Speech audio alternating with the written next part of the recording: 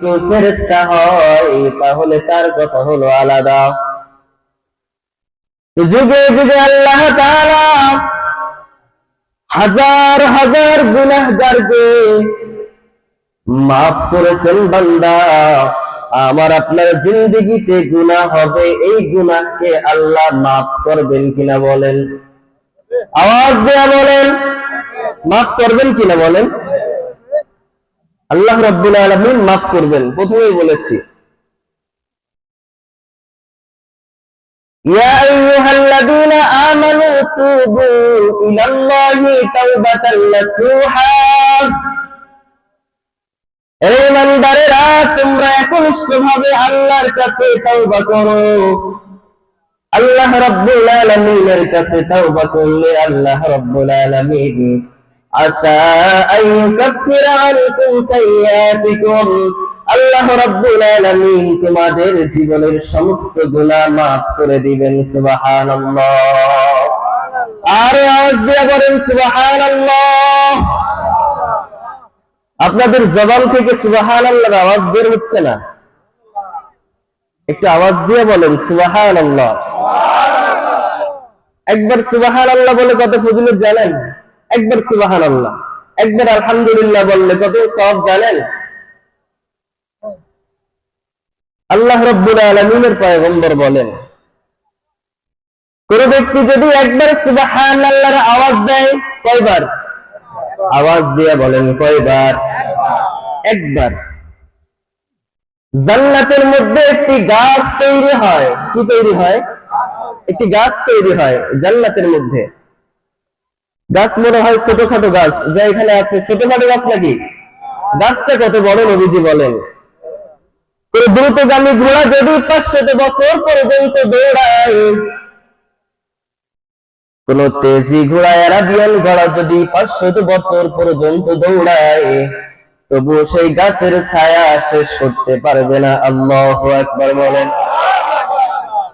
এত বড় গাছ দিবেন, ওই গাছটা আপনার জন্য। কার জন্য বলেন? আপনার জন্য হবে। তাহলে সুবহানাল্লাহ আলহামদুলিল্লাহর আওয়াজ দিলে ক্ষতি আছে নাকি লাভ আছে বলেন? আওয়াজ দিয়ে বলেন। আমি সেই সুদূর খুলনা থেকে আসছি, আমার আওয়াজ তো একটু হচ্ছে নাকি? রাত 12টা বেজে গেছে, অনেক রাত্র হয়ে গেছে, তাও তো আওয়াজ হচ্ছে। আপনারা এলাকার আপনারা যদি আওয়াজ দেন আলহামদুলিল্লাহ ভালো হবে। তো যে কথা বলতেছিলাম, তাওবা যুক্ত জিন্দেগি গঠন করতে হবে। আল্লাহ রাব্বুল আলামিন তাওবার কথা বললেন, নবীজিও তাওবার কথা বললেন। আমি আপনি যখন তাওবা করি, আমি আপনি যখন কি করি বলেন? তাওবা করি। তাওবা যে করব, তাওবার শর্ত আছে না? কথা বলেন, আছে না নাই? মুখস্থ রাখবেন। আজকের মাহফিল থেকে কিছু তো নিয়ে বাড়ি যেতে হবে। কথা বলেন, নাকি আসছিলেন শুনতে, শুনে চলে গেলেন, কিছু নিয়ে যাবেন না? কথা বলেন, নিয়ে যাবেন না? নিয়ে যেতে হবে।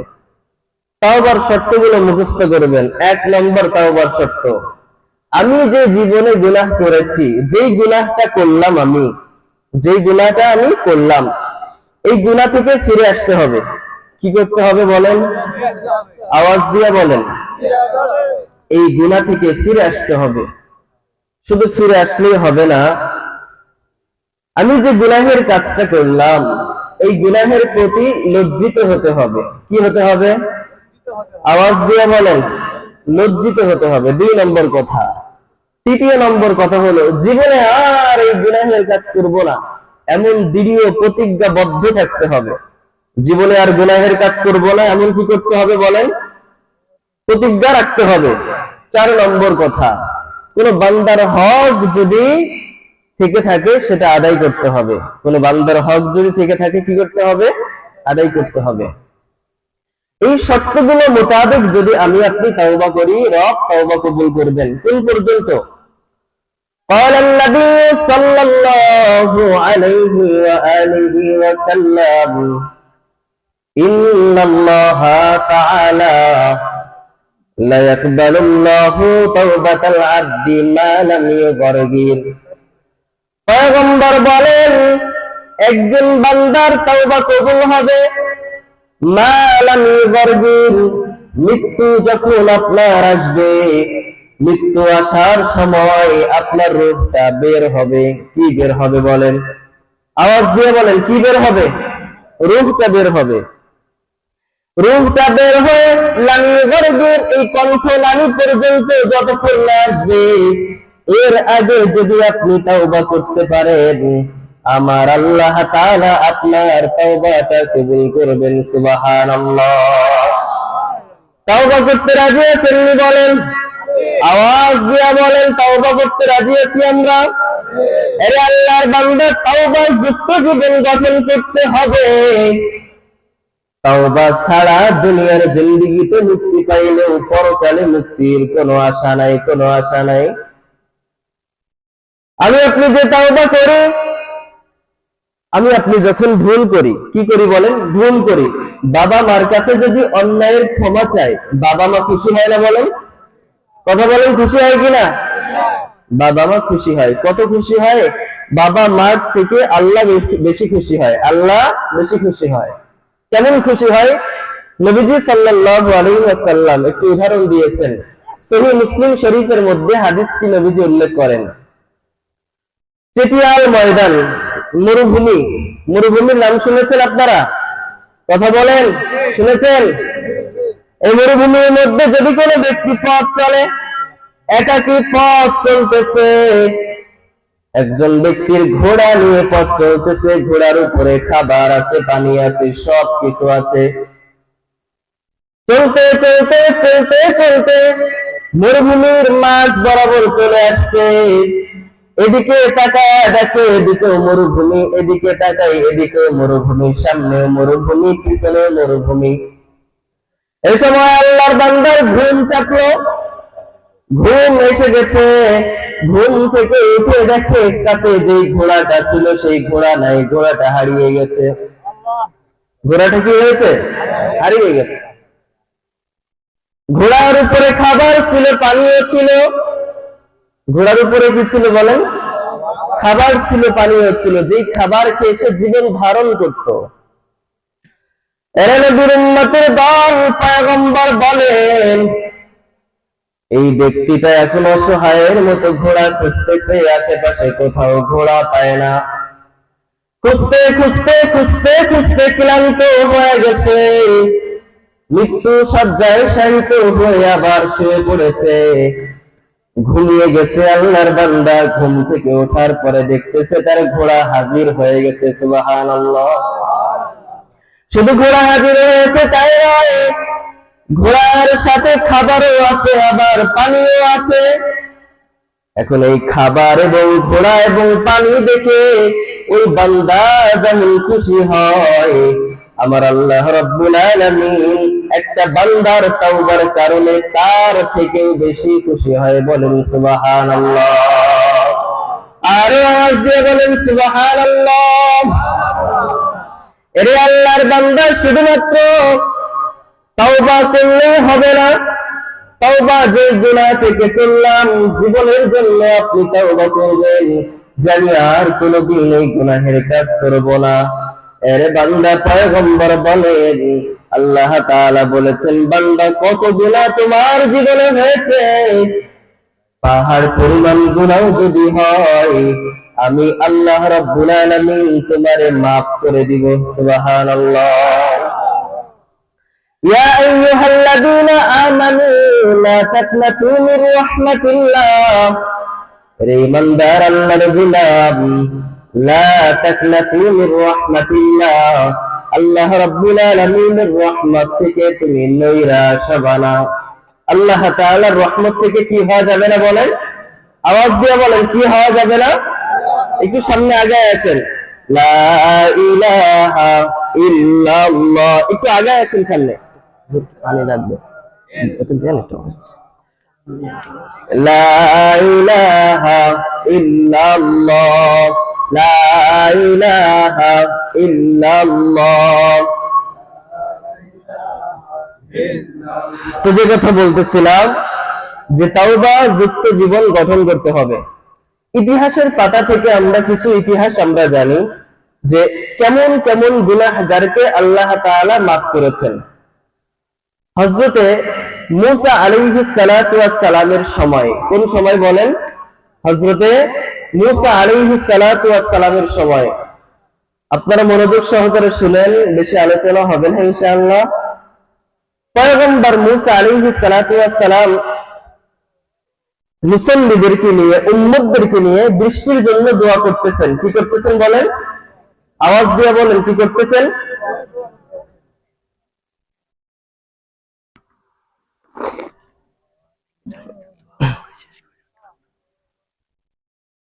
তো পয়গম্বর মুসা আলাইহিস সালাতু ওয়াস সালাম বৃষ্টির জন্য দোয়া করতেছেন যে আল্লাহ, মিশরের জমিনে দীর্ঘদিন বৃষ্টি নাই, আপনি একটু বৃষ্টির ব্যবস্থা করে দেন। কি করে দেন? আওয়াজ দিয়ে বলেন। আমরাও বিগত 2 বছর আগে আমরাও নামাজ পড়েছিলাম, বৃষ্টি হচ্ছিল না এই কারণে। তো পয়গম্বর মুসা আলাইহিস সালাতু ওয়াস সালাম দোয়া করতেছেন। দোয়া করার সময় আল্লাহ রাব্বুল আলামিন বলতেছেন মুসাকে, ও মুসা, তুমি যাদেরকে নিয়ে দোয়া করতেছো এদের মধ্যে এমন একজন ব্যক্তি আছে যেই ব্যক্তিটা মারাত্মক পর্যায়ে গুনাহগার, জিনা করে বেড়ায়। যতক্ষণ পর্যন্ত না তুমি এই ব্যক্তিকে ময়দান থেকে না তুলে দিবা, না উঠায়া দিবা, আমি আল্লাহ দোয়া কবুল করব না এবং বৃষ্টিও দিব না। আপনারা ইতিহাস জেনে থাকবেন, মুসা আলাইহিস সালাতু ওয়াস সালাম জালালিয়াতের মেজাজ ছিলেন। পয়গম্বর মুসা আলাইহিস সালাতু ওয়াস সালাম জালালিয়াতের মেজাজ নিয়ে ময়দানের মধ্যে ঘোষণা করে দিলেন, জিনাকার কে আছে, উঠে যাও, তোমার জন্য দোয়া কবুল হচ্ছে না। লক্ষ লক্ষ মানুষের মধ্যে যে ব্যক্তি জিনাকার, সে তো বুঝতেছে যে পয়গম্বর আমাকে এই কথাটা বলতেছে। কথা বলেন, বুঝতেছে না? আমি যদি একটা গুনাহের কথা এখানে বলি, যার মধ্যে থাকবে সেটা বলতেছে হুজুর আমারও বলতেছে। তো জিনাকার চিন্তা করতেছে, এখন আমি এই ভরপুর মজলিস থেকে, লক্ষ লক্ষ মানুষের মধ্য থেকে যদি আমি উঠে যাই, সবাই জেনে ফেলবে আমি বড় জিনাকার। সবাই জেনে ফেলবে কি আমি বড় জিনাকার, আমার গুনাহটা মানুষ জেনে যাবে।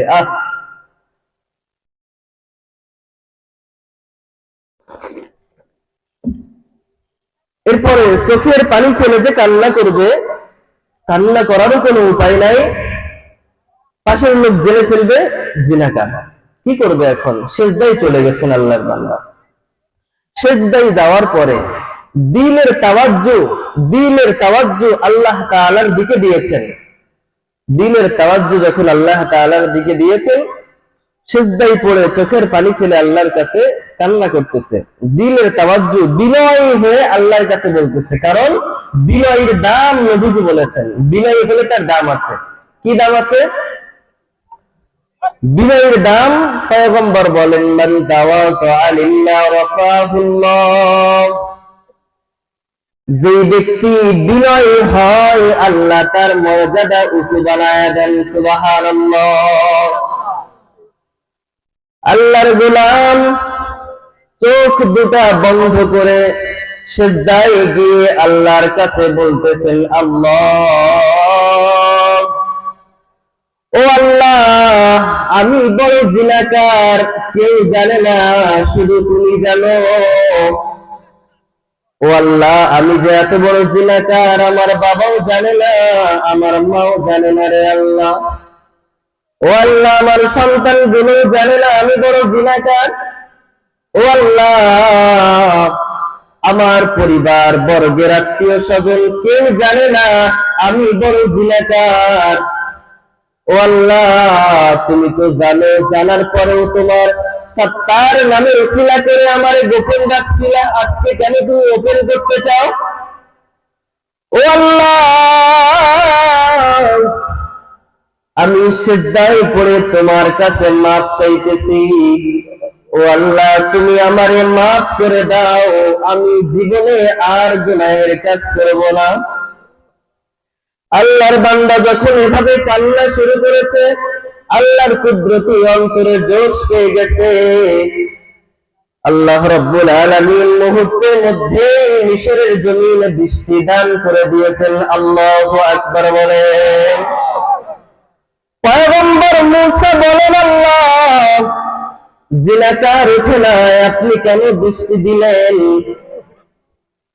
আল্লাহ রাব্বুল আলামিন বলেন, ও মূসা, আমি আল্লাহ বলেছি যেই বান্দার কারণে বৃষ্টি দিব না, সেই বান্দার কারণে আমি বৃষ্টি দান করে দিলাম। কারণ আমি আল্লাহর মতো দয়াময় কেউ নাই, কেউ নাই, কেউ নাই। একটা মানুষ হাজারো অন্যায় করে যখন আমি আল্লাহর কাছে মাপ চাই, তাহাজ্জুদের মুসল্লায় দাঁড়াইয়া সিজদায় যাইয়া যখন আমি আল্লাহর কাছে মাপ চাই, আর দু চোখের পানি ফালাইয়া ঠোঁট দুটো বাঁকা করে আমি আল্লাহর কাছে মাপ চাই, আমি আল্লাহ তারে ফিরাইতে পারি না, আমি আল্লাহ তারে মাফ করে দিই। কারণ আমি আল্লাহর মতো দয়াময় আর কেউ নাই। যেরকম সুবহানাল্লাহ। وَإِذَا سَأَلَكَ عِبَادِي عَنِّي فَإِنِّي قَرِيبٌ أُجِيبُ دَعْوَةَ الدَّاعِ إِذَا دَعَانِ فَلْيَسْتَجِيبُوا لِي وَلْيُؤْمِنُوا بِي لَعَلَّهُمْ يَرْشُدُونَ। দয়াময় আল্লাহ, আওয়াজ দিয়া বলেন দয়াময় কে? আরো আওয়াজ দিয়া বলেন দয়াময় আল্লাহ। আল্লাহ ছাড়া কেউ দয়াময় নাই, আল্লাহ হলো অসীম দয়ালু দাতা। আওয়াজ দিয়া বলেন আল্লাহকে। আল্লাহ অসীম দয়ালু, তার মতো দয়াময় আর কেউ নাই। এরে বান্দা, 60 বছর জিন্দেগির হায়াত আল্লাহ আপনার দিছেন, 70 বছরের হায়াত দিছেন। 70 বছর যে আপনি বাঁচবেন এমন কোন গ্যারান্টি কিন্তু আল্লাহ দেন নাই। দিয়েছে নাকি বলেন? আওয়াজ দিয়া বলেন দিয়েছে নাকি? মানুষ জন্মগত ভাবে জন্মের পরে অনেকে দুনিয়া থেকে চলে যায়, কিশোর হওয়ার পরেও আবার অনেকে দুনিয়া থেকে চলে যায়, বাচ্চা অবস্থায় চলে যায়। এই যে গতকালকের ঘটনা আপনারা জানেন, দৌলতদিয়া ঘাটের মধ্যে একটা বাস পানিতে ডুবে কতজনের তাজা প্রাণ ঝরে গেল জানেন কিনা বলেন? জানেন না আপনারা? এক ছোট্ট বাচ্চা বলেন, আমার মা আমার এই পানির মিষ্টিটা বাসের জানালা দিয়ে আমার ঠেলে উপরে তুলে দিচ্ছে, আমার মা বের হইতে পারে নাই। ও নবীর উম্মতের দল, কারে তুমি কষ্ট দাও? মারে কষ্ট দাও, বাবারে কষ্ট দাও। এই মায়ের মোহাব্বত, কত ভালোবাসা, বাচ্চা চোখের পানি ফেলে দিছে। ছোট্ট বাচ্চা, আমার মা বাঁচে নাই, না নিজের জীবনকে উৎসর্গ করে আমার বাঁচাইছে। এর বান্দা, ওই মা অনেকের দুনিয়াতে আছে, আবার অনেকের দুনিয়াতে নাই। যার চলে গেছে, জীবন গেলেও আর মা বাবারে ফিরে পাবে না। যার আছে, খেদমত করলে জান্নাত সে পাবে। কারণ নবীজি বলেন, মা বাবার খেদমত করলে আল্লাহ তাআলা তার জন্য জান্নাত লিখে দেন। যেরকম সুবহানাল্লাহ। আর আওয়াজ দিয়ে বলেন না সুবহানাল্লাহ। এর নবীর উম্মত, শুধুমাত্র তাই নয়, তাওবা যুক্ত জীবন গঠন করতে হবে। আমি তাওবা করব, আপনিও তাওবা করবেন। কারণ তাওবা ওয়ালা জিন্দেগির এত দাম। হাজারো অন্যায় করে নবীজির হাদিস থেকে জানা যায় 100 খুন করেছে, এরপরও আল্লাহ তারে মাফ করছে। 100 খুন করছে, এরপরও আল্লাহ মাফ করছে। আপনি 100 খুন করেন নাই, করছেন নাকি? আমি করছি নাকি? করি নাই। নবীজির আদরের সাহাবী দাহিয়াতুল কলবির নাম আপনারা শুনে থাকবেন। নবীজির আদরের সাহাবী দাহিয়াতুল কলবি। ঘটনা শুনেন, দেখেন ইতিহাস থেকে। আমি এত গুনাহ করি নাই, আপনিও করেন নাই, আল্লাহ তারও মাফ করছে, আমারও মাফ করবে। দাহিয়াতুল কলবি 100 বাচ্চাকে 99টা কন্যা সন্তানদের জীবিত দাফন করেছে। কয়টা? আওয়াজ দিয়ে বলেন কয়টা? 99টা। 100 নম্বর যে কন্যা সন্তানকে দাফন করবে এটা হলো নিজের সন্তান, নিজের মেয়ে, নিজের মেয়ে। আপনারা আরবের নিয়ম জেনে থাকবেন, ওখানে জাহিলি জামানায় কন্যা হলে জীবিত দাফন করতো। দাহিয়া কালবি নিজের স্ত্রীকে বলতেছে, স্ত্রী আমার কন্যারে সুন্দর পোশাক পরাইয়া দাও, আমি বেড়াইতে যাব। একজন বাবা তার মেয়েকে নিয়ে বেড়াইতে যাবে, মায়ের সন্দেহ হয় নাই, মা সুন্দর মতো তার কন্যাকে সাজিয়ে গুছিয়ে দিয়েছে। এরে আল্লাহর বান্দা শুনেন, শুধুমাত্র তাই নয়, সুন্দর ভাবে সাজিয়ে গুছিয়ে দিয়েছে। বাবা কন্যাকে নিয়ে হাঁটতেছে মরুভূমির মধ্যে হাঁটতেছে। দীর্ঘক্ষণ হাঁটার পরে কন্যা সন্তান বাবা বলে ডাকতেছে, ও বাবা কোথায় যাইবা? আদর যত্ন তো পাইলাম না, কোথায় তুমি যাইতেছো? বেড়াইতে কোথায় তুমি যাইবা? কিছু দূর যাওয়ার পরে কন্যা সন্তানকে পাশে দাঁড় করায়া মাটি খনন করতেছে, বালি খনন করতেছে। আল্লাহু আকবার বল। কন্যা সন্তান পাশে দাঁড়িয়ে আছে, বাবা বালু খনন করতেছে। একটা মানুষ যখন খনন হয়ে গেছে, শিশু কন্যা জামিলাকে নিয়ে ওই গর্তের মধ্যে রাখছে। ও নবীর উম্মত, এমন গুনাহ আমরা করি নাই। আল্লাহর নবীর প্রিয় সাহাবী দাহিয়াতুল কালবি কন্যা সন্তানদের বালির মধ্যে রাখছে, বালির মধ্যে রাইখা বালি চাপা দিতেছে। আর কন্যা বারবার বাবাকে বলতেছে, ও বাবা আমি কন্যা হয়ে জন্মগ্রহণ করা অন্যায় হয়েছে, আমি কন্যা হয়ে অন্যায় করেছি। ও বাবা তুমি আমারে মাইরো না, আমারে তুমি ছেড়ে দাও। আমি এমন এক জায়গায় চলে যাব যেখানকার মানুষ দাহিয়া কালবি চিনে না।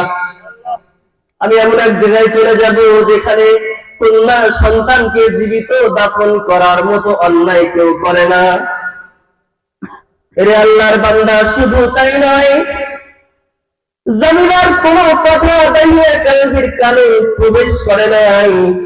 শেষ পর্যন্ত জামিলারে জীবিত দাফন করছে। শেষ শব্দ বলেছে, বাবা তুমি আমারে মাইরো না। এই শেষ শব্দটা জামিলার কথা দাহিয়া কালবির কানে লাগছে। কন্যা দুনিয়া থেকে চলে গেছে। কন্যা যখন দুনিয়া ছেড়ে চলে গেছেন, তো মনের মধ্যে একটা কষ্ট যে আমার কন্যা আমারে বাবা বলে ডাকতো। যাদের কন্যা আছে বাবা বলে ডাকলে মজা লাগে না?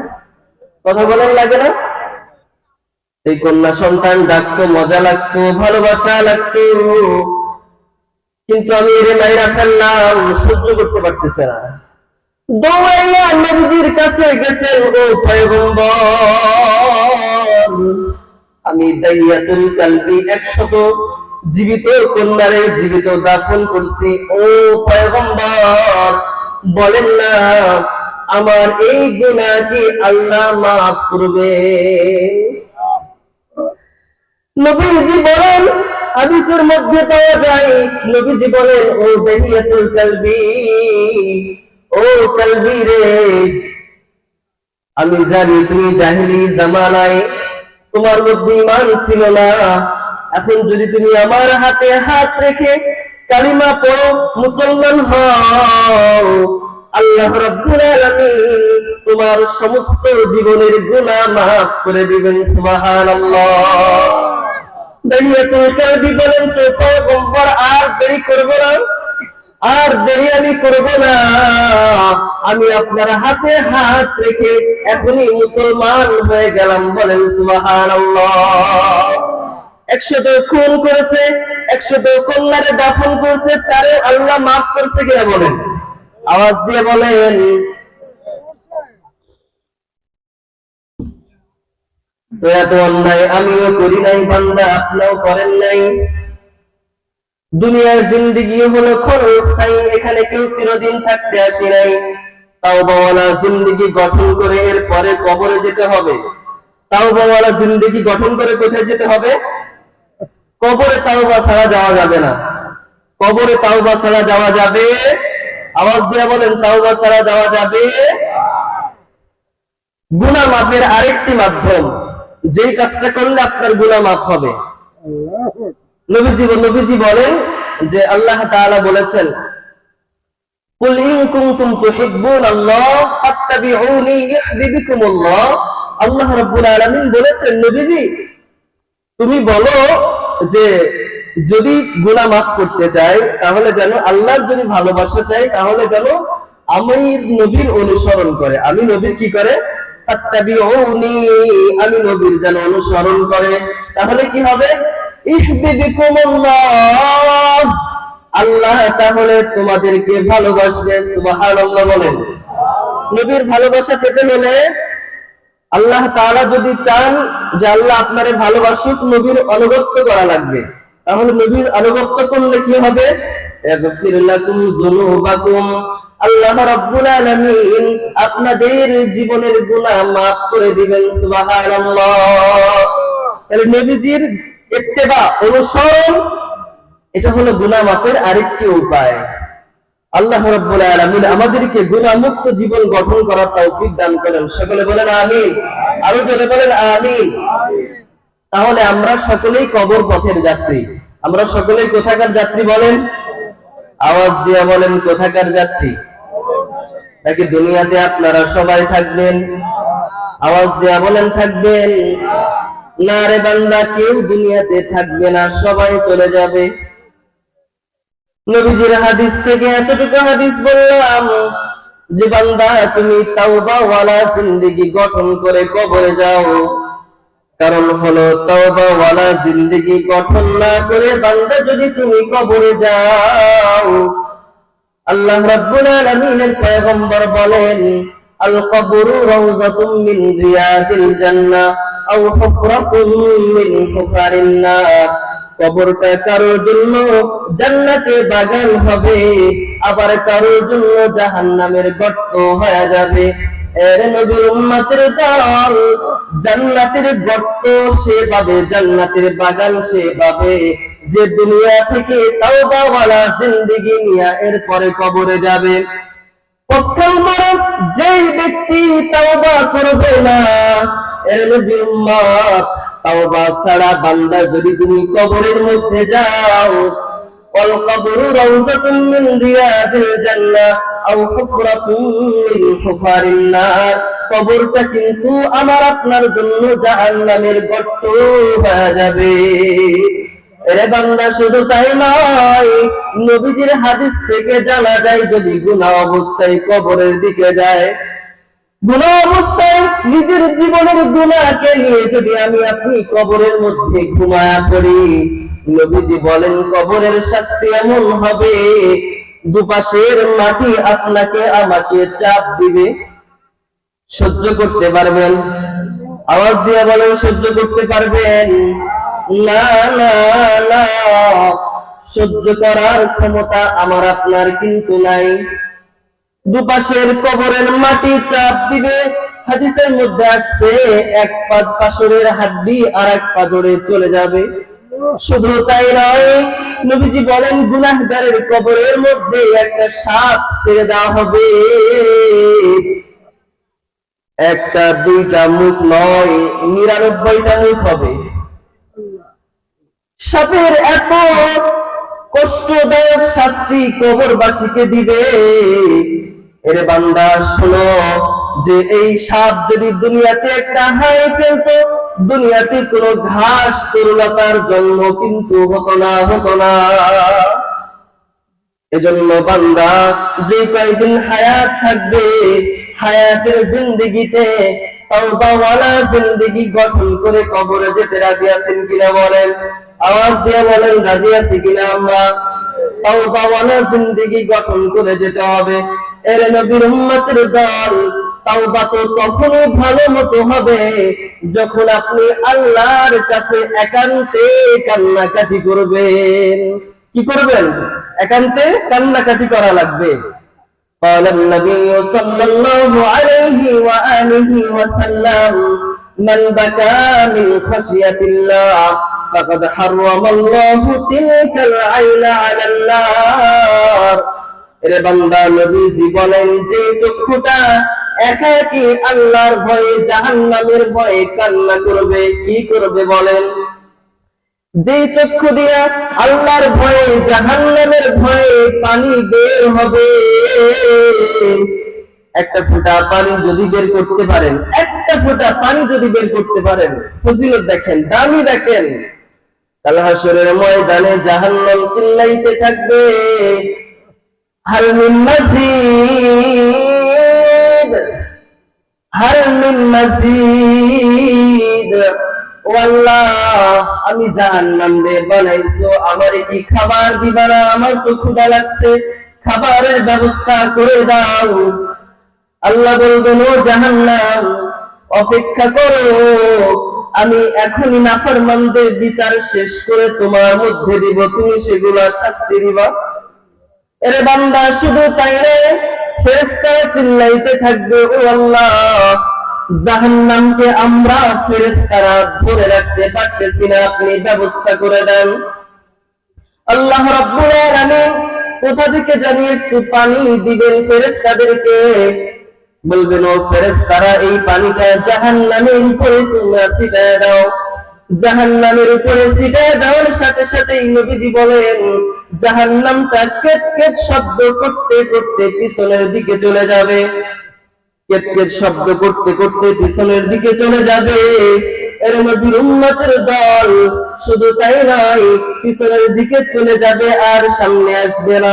ফেরেশতারা বলবে, আল্লাহ, আমরা হাজার হাজার ফেরেশতারা মিলাইয়া যে জাহান্নামকে ধরে রাখতে পারলাম না, ও আল্লাহ, বলো না, বলো না, এই পানিটা তুমি এমন কি পানি দিলা, যেই পানি দেওয়ার কারণে জাহান্নাম পিছনের দিকে চলে গেল। ও আল্লাহ, বলো না, এটা কি আবে হায়াতের পানি, নাকি জমজমের পানি, নাকি হাউজে কাউসারের পানি জানতে চাই। আমার আল্লাহ বলবেন, ফেরেশতারা শুনো, এটা আবে হায়াতের পানিও না, এটা জমজমের পানিও না, হাউজে কাউসারের পানিও না, এটা হলো আমি আল্লাহর যে বান্দা সৃষ্টি করেছিলাম, দুনিয়ার কোন মানুষকে ভয় করে না, জাহান্নামের ভয়ে, আমি আল্লাহর ভয়ে তাহাজ্জুদের মুসল্লাই দাঁড়াইয়া 2 রাকাত নামাজ পড়ি না, যারা আমি আল্লাহর কাছে কান্না করত।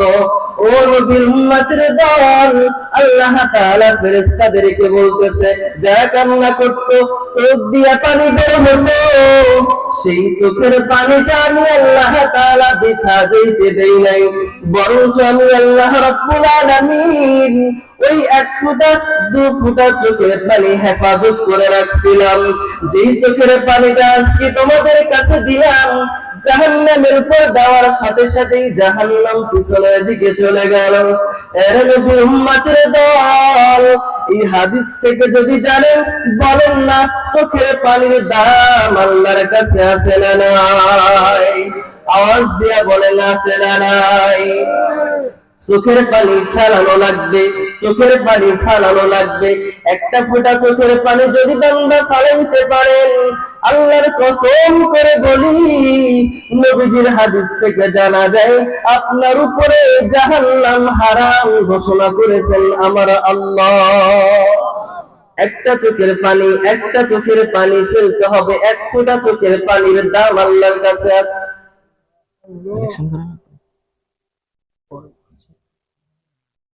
একটা ফোঁটা চোখের পানির দাম আল্লাহর কাছে আছে, একটা ফোঁটা পানির দাম আল্লাহর কাছে আছে। ফালাইলেই আপনি লাভবান হবেন, যদি ফালাইতে পারেন লাভবান হবেন। ফালাইতে রাজি আছে কিনা বলেন? আওয়াজ দিয়া বলেন, রাজি আছে কিনা? তো দুনিয়ার জিন্দেগিতে যেই কথাগুলো আলোচনা হলো, যে চোখের পানির দাম আছে, চোখের পানি আসবে কিভাবে? তাওবার মাধ্যমে, নামাজের মুসল্লায় দাঁড়িয়ে এই আমল করতে রাজি আছি আমরা ইনশাআল্লাহ। আপনারা যদি আমল করেন, আমার এই খুলনা থেকে আসা সার্থক, আর যদি আমল না করেন, কোনো লাভ নাই। আমল যদি না করেন কোনো লাভ নাই। আলোচনা কিছুক্ষণ পরে শেষ হবে ইনশাআল্লাহ। দুনিয়াতে আমরা আসছি সওয়াব কামানোর জন্য না, কথা বলেন, নেক অর্জনের জন্য তো এসেছি, কথা বলতেছেন না, নেক অর্জনের জন্য আসছে না। তো কোন কাজ করলে নেক অর্জন হবে এমন যেই কাজই হোক না কেন আমরা সেই কাজ করতে রাজি আছি না ইনশাআল্লাহ? কথা বলেন, রাজি আছেন ইনশাআল্লাহ? আজকের এই মাহফিল মসজিদ ও এলাকাবাসীর উদ্যোগে মসজিদের উন্নয়ন প্রকল্পে আপনাদের কাছ থেকে কালেকশনের জন্য বলা হয়েছিল। কালেকশন আপনারা অনেক টাকা আলহামদুলিল্লাহ দিয়েছেন। এখনো অনেকে বাকি আছে যারা টাকা দেই নাই। অনেকে নিয়ত করেছে যে প্রধান ভক্ত আসতেছে, ভাইয়ের হাতেই দেবো ইনশাআল্লাহ। অনেকে নিয়ত করেছেন হয়তোবা। আপনারা যারা নিয়ত করেছেন মসজিদের উন্নয়নের জন্য আমরা টাকা দিতে রাজি আছি ইনশাআল্লাহ।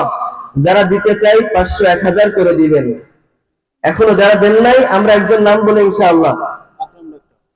মোহাম্মদ আকরাম ডাক্তার 500 টাকা। সকলে বলি আলহামদুলিল্লাহ। ও আল্লাহ তাআলা আকরাম ভাইকে তুমি কবুল করে নাও। ও আল্লাহ রাব্বুল আলামিন, তার আত্মীয় স্বজন যারা দুনিয়াতে বেঁচে নাই দয়া করে মায়া করে সকলকে জান্নাত দান করে দাও। মিলন, মোহাম্মদ মিলন ভাই 2000 টাকা। জোরে বলেন আল্লাহু আকবার।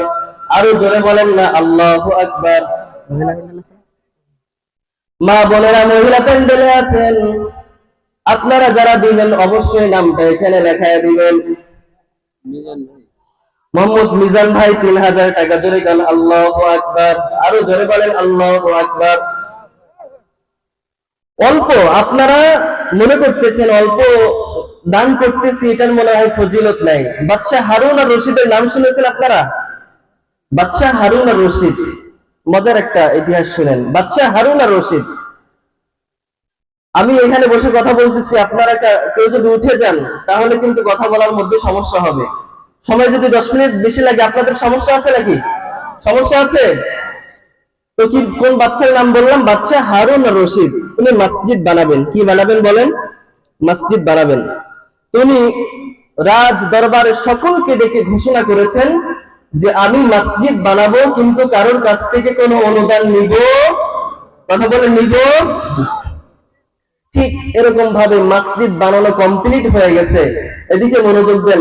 মসজিদ বানানো কমপ্লিট হয়ে গেছে। মসজিদ বানানো যখন কমপ্লিট হয়েছেন, নবীজির হাদিস, মান বানা বাইতান লিল্লাহি তাআলা, যে ব্যক্তি আল্লাহর জন্য একটা ঘর বানায়, বানাল্লাহু লাহু বাইতান ফিল জান্নাহ, আল্লাহ রাব্বুল আলামিন তার জন্য জান্নাতেও একটা ঘর বানায়। সুবহানাল্লাহ। শহীদুল ইসলাম 500 টাকা এবং 2 বস্তা সিমেন্ট আল্লাহ রাব্বুল আলামিন